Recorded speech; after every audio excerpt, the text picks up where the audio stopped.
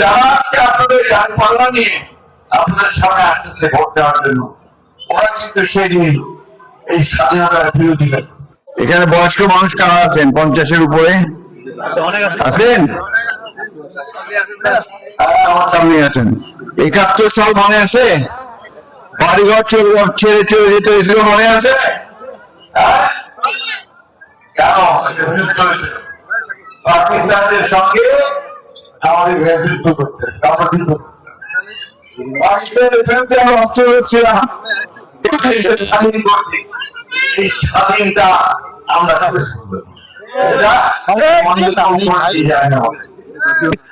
আমরা আমাদের দেশ ছেড়ে মাটি ছেড়ে কোথাও যাব না।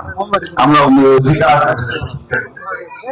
যারা আজকে আপনাদের পাল্লা নিয়ে আপনাদের সামনে আসতেছে ভোট দেওয়ার জন্য, ওরা কিন্তু সেদিন এই স্বাধীনতার বিরোধী পক্ষে ছিল না, বিপক্ষে ছিল।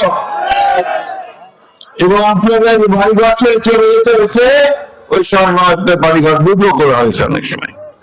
ঠিক কিনা বলুন বন্ধুরা, মা বোনেরা?